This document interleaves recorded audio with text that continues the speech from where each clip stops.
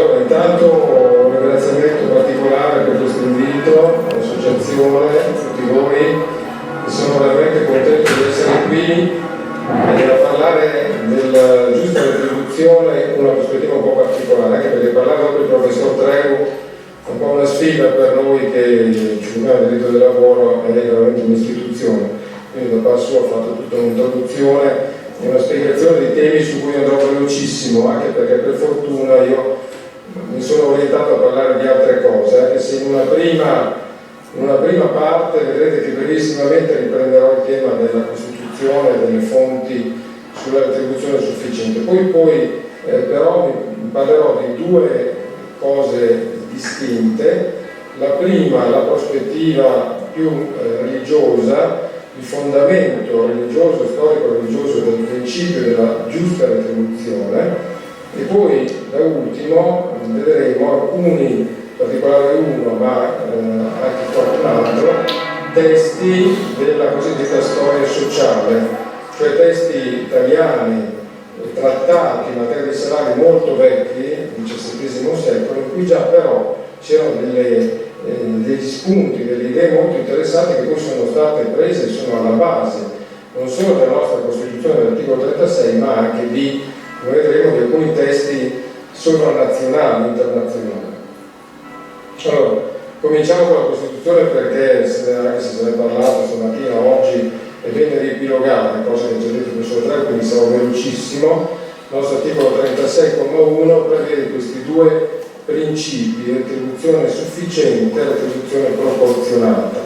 Molto interessante quello che ha detto Treu, perché io ho sempre intese spiegate in un modo forse diverso, nel senso che la retribuzione proporzionata è un valore, diciamo, fondamentale, proporzionata alla qualità e qualità del lavoro, ma la retribuzione sufficiente è una soglia, è un limite. Cioè la retribuzione può anche essere proporzionata alla quantità e qualità del lavoro, ma al di sotto di una certa soglia vitale non si può andare. E questo principio, ha detto bene il professor Treu, parlando anche del tema della famiglia o del lavoratore, è un principio internazionale, non solo della Costituzione italiana. Stamattina il collega Spagnolo mi ricordava la questione dall'articolo 35 della Costituzione spagnola, che dice praticamente la stessa cosa, anche se più recente. Noi abbiamo invece, prima di tutto, nel 1948, esattamente come la Costituzione, 75 anni quest'anno, abbiamo la Dichiarazione Universale dei Diritti dell'Uomo. 1948, Nazioni Unite, ognuno ha il diritto, ogni lavoratore ha il diritto a una giusta e favorevole remunerazione e retribuzione per assicurare a lui e alla sua famiglia un'esistenza libera e dignitosa. Vedete che più o meno è la stessa formulazione. La stessa formulazione l'abbiamo anche a livello europeo. Ad esempio, la Carta Sociale Europea 1996, tutti i lavoratori hanno diritto a un'equa retribuzione che assicuri a loro e alla loro famiglia un sostentamento e un livello di vita soddisfacente.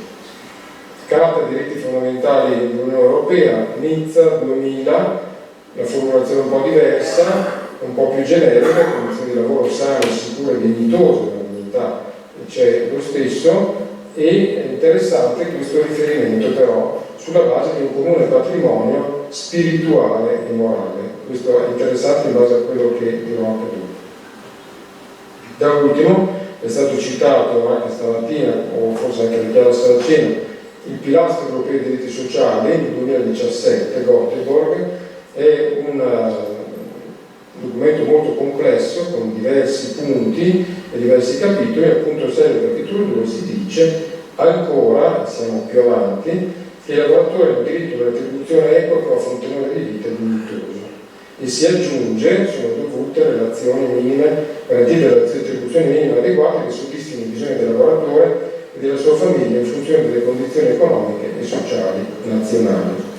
Se voi leggete anche la documentazione europea vedrete che questo tema è collegato proprio alla direttiva di cui parlava il professor Treu, la direttiva sul salario minimo, su cui anch'io ho qualche dubbio. Secondo me è un documento, prima non l'ho detto, ma è un documento abbastanza ambiguo, non è un documento forte assolutamente.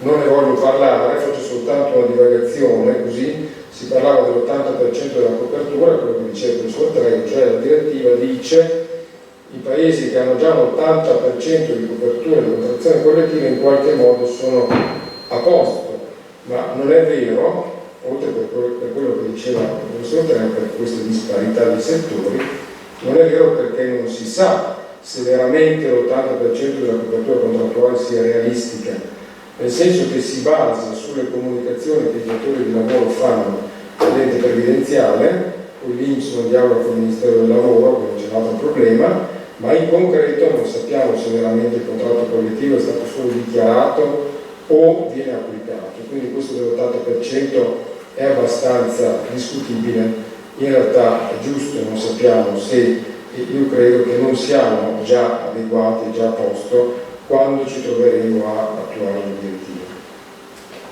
Cambiamo completamente prospettiva. Io ho promesso di essere veloce, adesso andiamo un po' più nel fondo, perché vorrei dimostrare questo, cioè che il concetto di giusta retribuzione ha delle radici profonde, delle radici che sono molto anteriori al modello del diritto del lavoro. Il diritto del lavoro nasce, come lo conosciamo oggi, intorno ai primi del Novecento.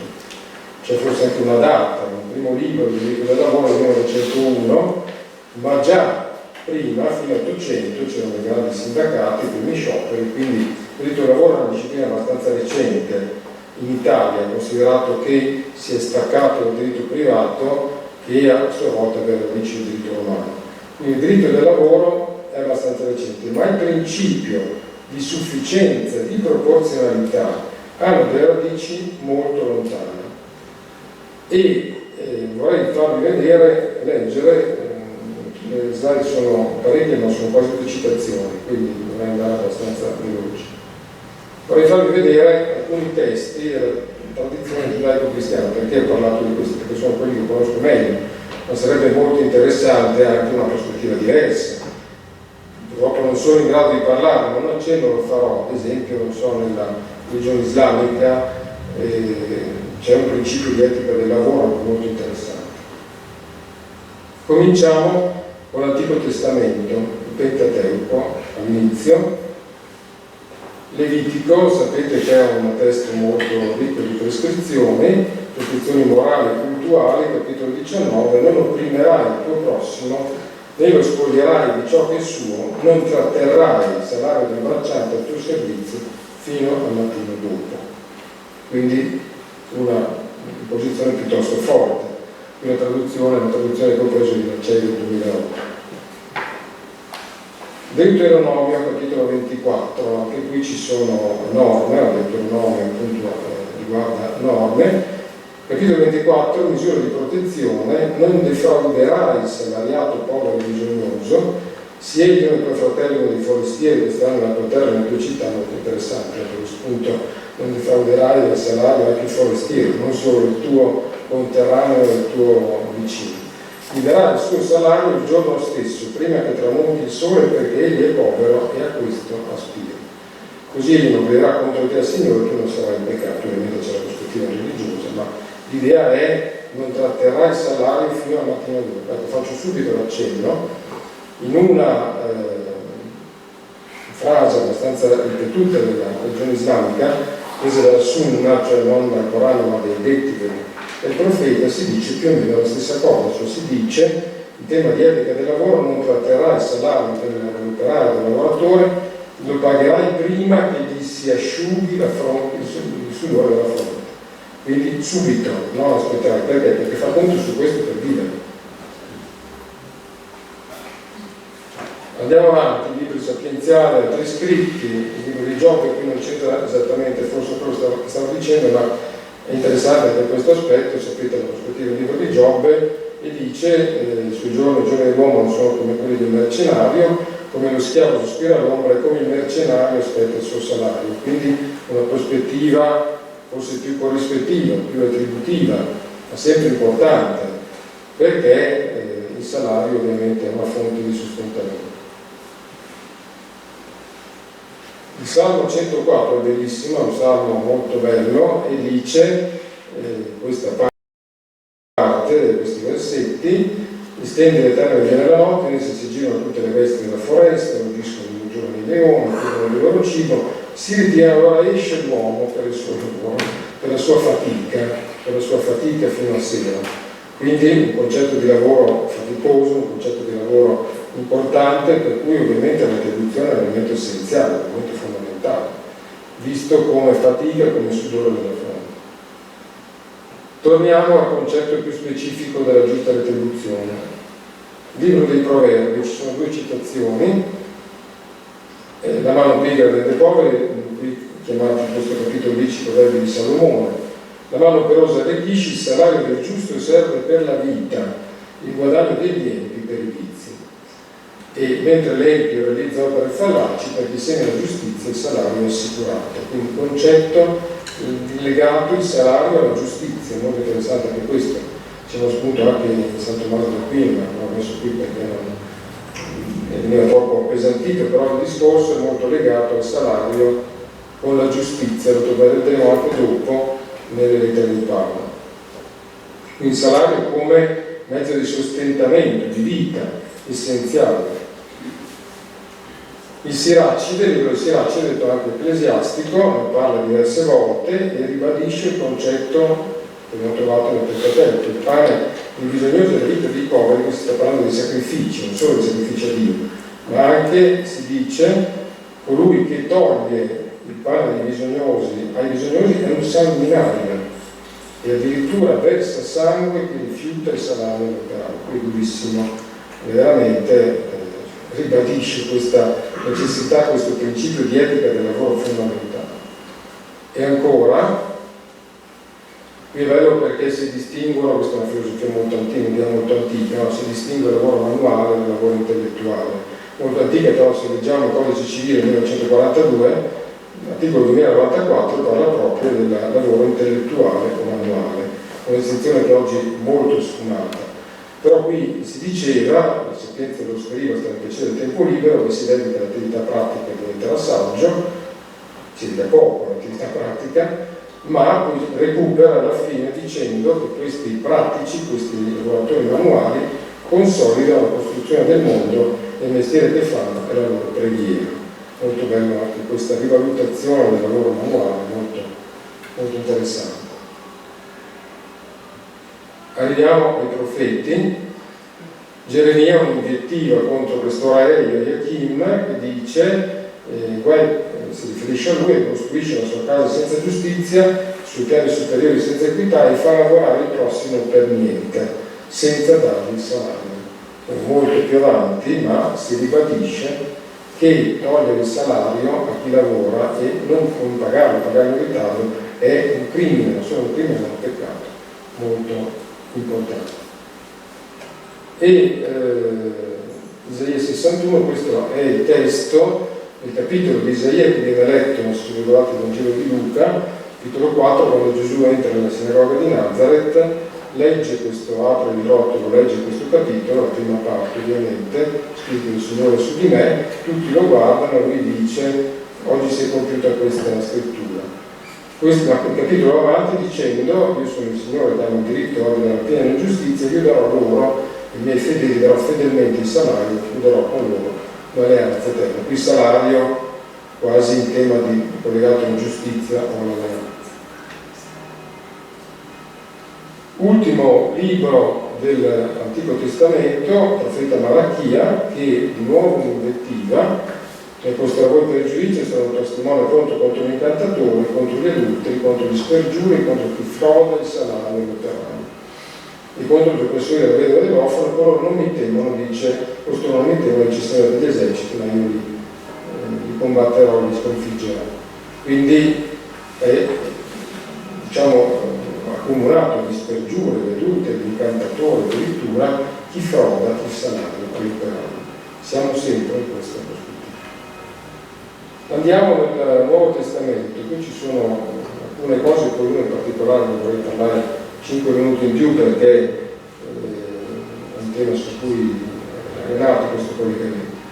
Vediamo intanto le lettere di Paolo, molto famose, prima lettera ai Tessalonicesi. Voi ricordate, fratelli, il nostro duro lavoro, la nostra fatica, lavorando notte e giorno per non essere dipeso da alcuno di voi, vi abbiamo annunciato il Vangelo di Dio. Quindi Paolo lavora, Paolo faceva fabbricante di tende, e rivendica il fatto di aver lavorato, di essersi mantenuto con il proprio lavoro, non sempre, ma in questo caso sì. E poi nella seconda lettera c'è la famosissima espressione, che è qui in fondo: noi non siamo rimasti chiusi in mezzo a voi, abbiamo mangiato naturalmente il pane di alcuno, ma abbiamo lavorato duramente notte e giorno per non essere dipeso ad alcuno di voi. Qui il problema era che alcuni dei Tessalonicesi, interpretando male, diciamo, forse le parole di Paolo, aspettavano un avvento imminente, un imminente ritorno del Signore, quindi non facevano nulla, dicendo tanto è inutile che io lavori perché tra poco ci sarà il giudizio finale. Paolo dice no, non va interpretato in questo modo, tant'è che anch'io ho lavorato in mezzo a voi, pur avendo diritto di non lavorare, ho voluto darvi un modello da imitare. Infatti noi abbiamo sempre dato questa regola: chi non vuole lavorare neppure mangi. Questo è famosissimo, questo detto, e molto chiaro, ma perché il salario viene visto anche proprio come fonte di giustizia, come corrispettivo. Tant'è che la lettera ai Romani, e qui sta parlando di Abramo, Abramo, dice Paolo, ebbe fede in Dio, e questa fede gli fu accreditata come giustizia. Dice Genesi, preso da Paolo, e lui dice: a chi lavora il salario non viene calcolato come dono, ma come debito. Quindi il criterio coerente con le lettere di prima della corrispettività, cioè il salario è dovuto a chi lavora, ovviamente, ma non solo è dovuto, ma è un corrispettivo della propria fatica, del proprio lavoro. Però occorre darsi da fare, impegnarsi per avere questo accreditamento che è diverso rispetto alla fede. Poi c'è una lettera di Giacomo molto nota, che questa è molto dura, durissima nei confronti dei ricchi: avete accumulato tesori per gli ultimi giorni, il salario dei lavoratori vi danno mietuto sulle vostre terre che voi non avete pagato, grida, e le proteste dei mietitori sono giunte agli orecchi del Signore Onnipotente. Un'invettiva ai ricchi molto bella, molto pesante, ma evidentemente con un tema ricorrente che abbiamo già visto anche prima, quello della frode del salario, diciamo. Passando al Vangelo, prima soltanto un accenno, poi mi fermo un momento su un'altra cosa. Qui ci sono due testi paralleli di Matteo e di Luca che riguardano l'invio dei discepoli da parte di Gesù. Li manda nel mondo, li manda fra la gente a evangelizzare, a parlare il Vangelo, e dice: prendete di quello che vi danno, mangiate di quello che vi danno, quello che hanno, perché l'operaio ha diritto al suo nutrimento. E Luca, dice: l'operaio degno del suo mercede. Di nuovo il criterio della corrispettività retributiva e salariale, ma anche il diritto al giusto salario, alla giusta remunerazione. Come diritto, il diritto, la nostra Costituzione, la Fede internazionale, il diritto alla giusta retribuzione, vedete che già qui il concetto è abbastanza chiaro. Ecco, mi volevo soffermare un po' di più su questa parabola, per quella che ho commentato nell'articolo che poi ho creato in contatto, un articolo qualche anno fa, a cui sono molto affezionato, in cui ho provato a rileggere in chiave giuslavoristica, mi sembra fosse un po' divertita, anche perché la parabola ovviamente ha un altro significato. Questa parabola di Matteo, nel capitolo 20, degli cosiddetti degli operai mandati nella vigna. E non so se qualcuno se la ricorda, è un testo molto bello in cui un padrone di casa, questa è la terminologia, esce all'alba per cercare operai nella sua vigna e trova dei lavoratori e contratta con loro per un denaro al giorno. E questo denaro al giorno, ho letto, era il salario normale dell'operaio palestinese, un denaro al giorno. Poi addirittura, farò altri riferimenti dopo, ma era, diciamo, la retribuzione corrente per un giorno di lavoro. Poi esce di nuovo durante la mattina, ne trova altri a mezzogiorno e dice, non dice un denaro al giorno, ma dice: quello che è giusto ve lo darò, andate a lavorare nella mia vigna. Esce di nuovo alle 5 del pomeriggio e trova alcuni sulla piazza disoccupati. ti chiede ma perché se non è stata qui a non fare nulla? Perché nessuno ci ha preso giornata. Interessante il discorso degli operai prese giornata, somiglia un po' a certi forme di caporalato, no? Persone che aspettano quello che gli recluta che li porta a lavorare, nessuno ha preso giornata, allora dice andate anche voi a lavorare nella mia via. Cosa succede? Succede che la sera, ecco, il salario viene pagato entro la sera, prima del tramonto del sole, la sera questo signore, che al mattino è il padrone di casa, alla sera diventa in greco il signore della vigna, Kyrios, bello perché noi forse la nostra sera ci troveremo il signore della vigna, non tanto il padrone di casa. Il signore della vigna cosa fa? Non paga direttamente gli operai, ma incarica il suo fattore, il suo amministratore, chiama gli operai e dà loro quanto dovuto, cominciando dagli ultimi. Questo è fondamentale. Comincia dagli ultimi e dà loro un denaro al giorno, quelli che hanno lavorato un'ora. Alla fine arrivano i primi, quelli della prima ora, ricevono un denaro al giorno. E allora, ovviamente, mormorano. Questo è il verbo. Tra l'altro è bello perché il verbo usato è lo stesso verbo che usa il greco nell'Antico Testamento per indicare le mormorazioni di Israele durante i 40 anni nel deserto, lo stesso verbo. Quindi mormorano contro il padrone e lui dice a uno di questi, una specie di portavoce, amico, io non ti faccio torto, non hai contrattato con me un denaro al giorno, allora prendi tu e vattene. O forse la traduzione italiana è sei invidioso perché io sono buono. In realtà il testo greco dice il tuo occhio è cattivo perché io sono buono. Allora io non sono forse libero di dare anche a questi quanto voglio, quindi prendi tu e vattene.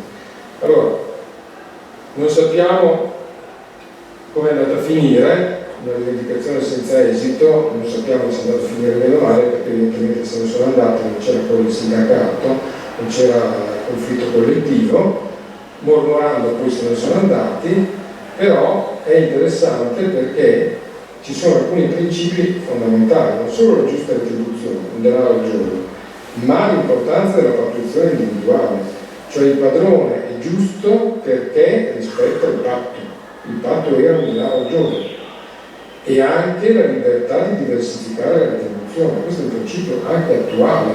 Se voi considerate, oggi abbiamo parlato di salario minimo contrattuale, l'obbligo dell'imprenditore è quello di pagare il minimo contrattuale se applica il contratto collettivo, ma può diversificare anche tra lavoratori inquadrati allo stesso livello con il sistema di quelli che in gergo vengono chiamati super minimi, no?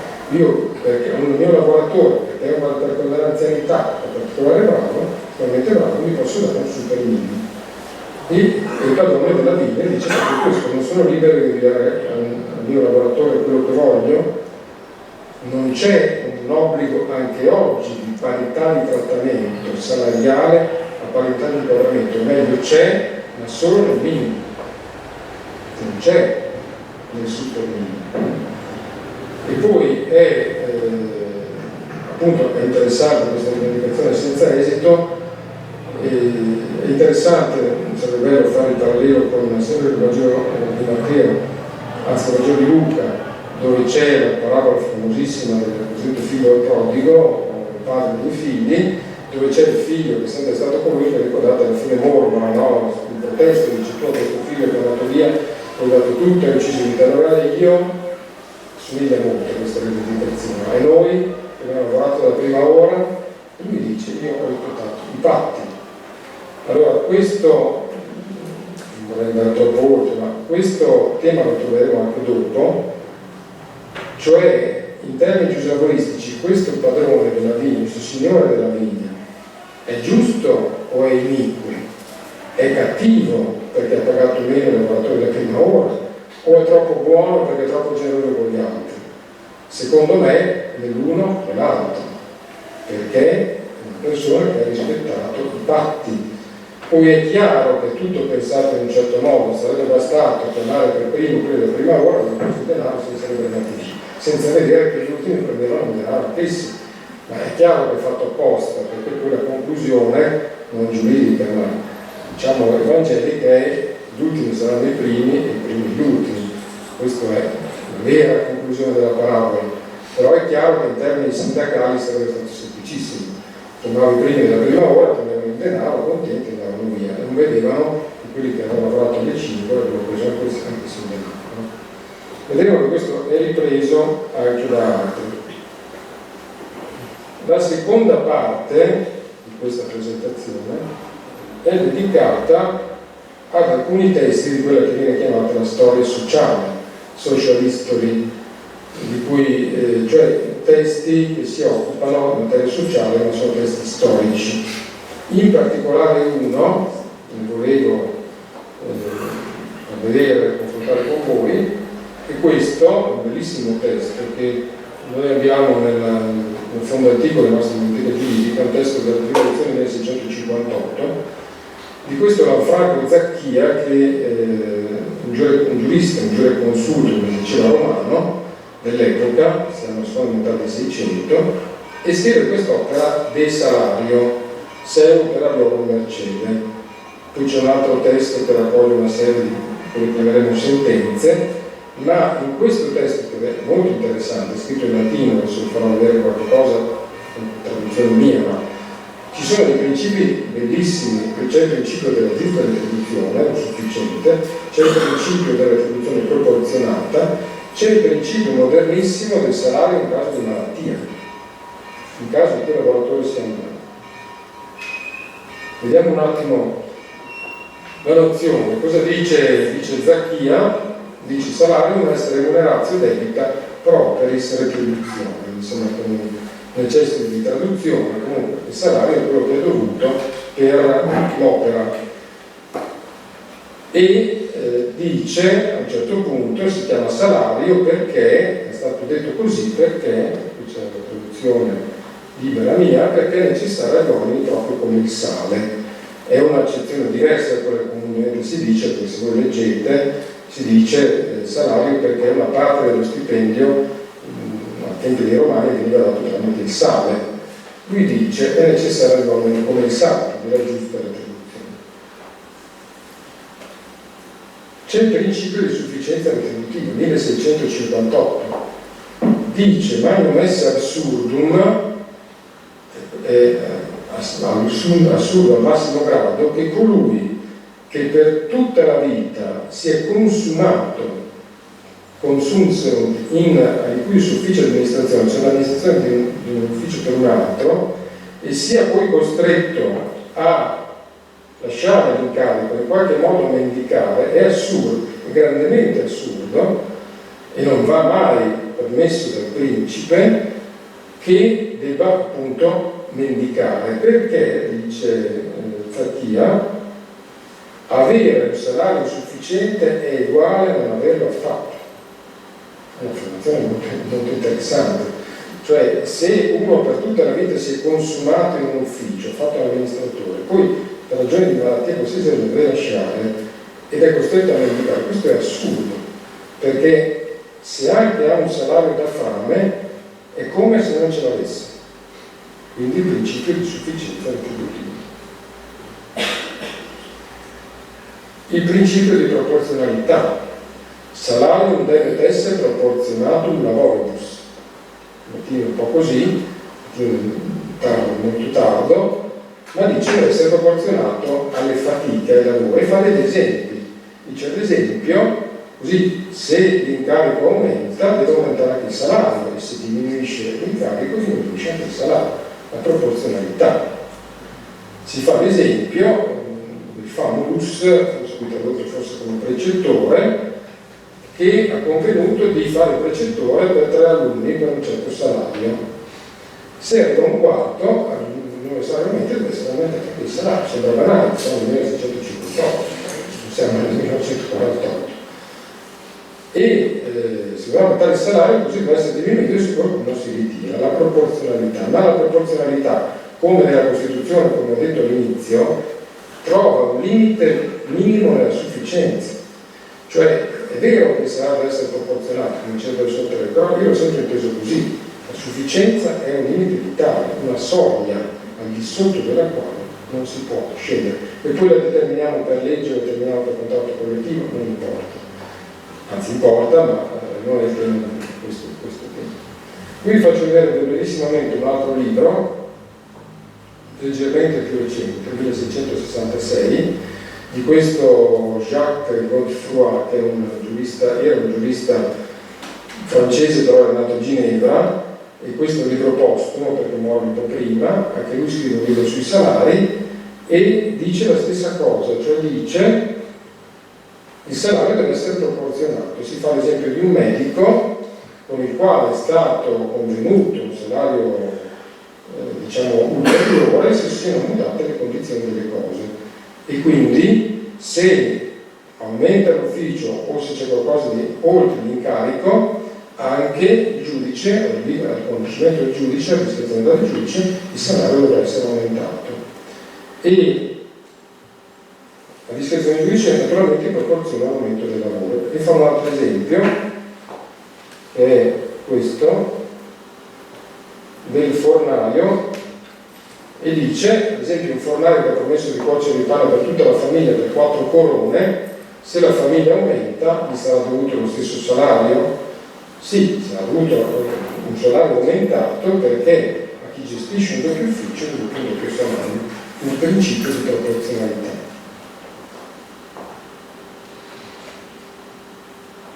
Poi c'è un tema interessante che si ricollega, torniamo a Zacchia, al tema della pattuizione individuale. Se però abbiamo fatto un patto e abbiamo convenuto il salario, allora questo diventa un vincolo, perché bisogna stare ai patti. Lui fa il discorso contrario, cioè dice se non c'è un patto tra le parti sulla qualità del salario, se il lavoro è aumentato o diminuito, allora occorrerà aumentare o diminuire anche il salario. Anzi, il locator operarum, cioè il locatore di opere, è interessante perché nel primo libro diritto del lavoro 1901 che citavo prima, un giurista milanese, università cattolica, che si chiamava Barassi, lui usò nel 1901 le categorie romanistiche locatio operarum, locazione di opere, per indicare il lavoro subordinato, locatio operis, cioè di una sola opera, per indicare il lavoro autonomo. Quindi questa è la categoria romanistica. Il locatore di opera, cioè il lavoratore subordinato, può chiedere al giudice un incremento del salario. E così invece il conduttore, cioè il datore di lavoro, può chiedere una moderazione del salario se il lavoro è diminuito. E quindi, se invece c'è una pattuizione individuale, siamo al limite, nel senso che il patto diventa vincolante. Se c'è una pattuizione occorre osservarla, dice Zacchia, come occorre osservare la legge anche se è ingiusta. È interessante perché al nostro codice civile, nel 1942, sul contratto dice il contratto a forza di legge tra le parti. Dice così, e cioè vincola le parti, non i terzi, ma le parti. Quindi come si deve osservare una legge anche se è ingiusta, dice Zacchia, così bisogna osservare le parti. E richiama proprio Matteo 20, 1,16, e dice, qui non l'ho tradotto, ma praticamente dice come il padre famiglia, se in questa parabola attribuisce tanto agli operai che hanno lavorato nella vigna dal principio del giorno, quanto a quelli che hanno lavorato un'ora soltanto, così allora è tenuto, lo fa perché è tenuto a osservare il patto, e non osserva il patto. E dice è ingiusto, anche lui si pone il problema. Sembra che quel pater familias faccia un'ingiustizia, attribuendo a coloro che per tutto il giorno hanno lavorato quanto attribuisce a coloro che hanno lavorato un'ora sola, perché il salario deve essere uguale al lavoro. Ma in realtà, dice Zacchia, Verum non agisce ingiustamente il pater familias, perché aveva convenuto con i primi, nella prima ora, di dare un certo salario. E quindi, lui prende le parole del signore della vigna, gli dice non ti faccio torto, non hai convenuto con me per un denaro, allora prendi tu e vattene, o io voglio dare anche a questo quanto voglio dare a te, o non posso farlo. Quindi anche secondo Zacchia, questo giurista, non si comporta male questo padrone della vigna non è ingiusto, nel senso che non è cattivo o ingiusto con quelli della prima ora, non è eccessivamente generoso con quelli dell'ultima ora, ma è giusto perché dà il minimo, quello che è dovuto, il giusto salario, la giusta retribuzione, e la retribuzione pattuita. Naturalmente, poi andiamo verso la conclusione, manca la pattuizione collettiva, cioè qui se contratti collettivi non c'erano, non ci sono, ma oggi il contratto collettivo è, oggi 1942, codice civile, il contratto collettivo è un limite minimo alla negoziazione al ribasso. Il codice civile dice che il contratto individuale può modificare il contratto collettivo soltanto in meglio, non può scendere sotto il minimo contrattuale. Il problema è, come diceva il professor Treu, dove il contratto collettivo non raggiunge tutti, non ha un'efficacia del canon omnes, che è il caso italiano, ma questo è un problema. È un problema di efficacia del contratto, un problema di mancanza di rappresentatività, non è un problema di rapporto tra le fonti, perché il rapporto c'è. A livello individuale si può contrattare soltanto in meglio e non in peggio rispetto al contratto collettivo, anche perché altrimenti il contratto collettivo non servirebbe a nulla. Se si potesse contrattare al ribasso, perché il lavoratore, pur di avere quel lavoro, sarebbe disposto a cedere su molti punti, no? Purtroppo. Vado verso la fine, il mantenimento del salario è un caso di malattia, interessante questo, anche sempre in Zacchia, 1658. Dice c'è una duplice infermità di animo e di corpo, e poi dice, cosa divertente, ce n'è una terza, si può aggiungere un terzo genere di malattia che è quella vecchiaia, senectus. La vecchiaia è un terzo tipo di malattia. In questo caso, dice Zacchia, è dovuto ugualmente il salario. Lui distingue in realtà, prima ci mette il lavoratore intellettuale, avvocato, dottore, e tutti quelli cui l'ufficio consiste nella probità di scienze, no? Lavoro intellettuale. Questi hanno diritto, anche in caso di malattia, a un salario. Tutti concordano, dice Zacchia, sul fatto che in questo caso avvocato, medico, debba avere il salario anche se si ammazza. Però dice quod famulus, e arriviamo al servitore, non est in culpa infirmitatis, cioè se si ammala senza colpa, non è colpa sua e quindi non c'è nulla che si debba imputare, non è colpa sua che sia ammalato. Oggi si fa la distinzione tra malattia comune e malattia professionale, no? All'epoca non c'era ancora Bernardino Ramazzini, che non è lontanissimo, ma insomma qui dice se non si ammala non è colpa sua se non riesce a lavorare.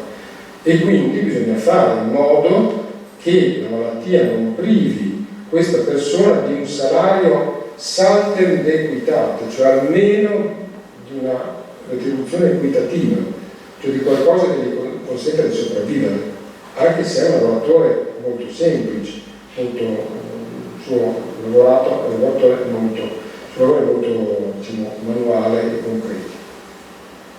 Però dice simulantes morbum puniendi sunt tamquam falsari. Chi però simula una malattia sarà punito e deve essere punito come un falsario. E qui mi è venuto in mente questo riferimento normativo, so se qualcuno è pratico del pubblico impiego, questo è un legge generale sul pubblico impiego, questo articolo punisce, sanziona la falsa attestazione di malattia da parte del dipendente e sanziona anche il medico compiacente. E quindi il concetto sarà punito come un falsario è anche questo attuale, è ancora vivo, ancora attuale.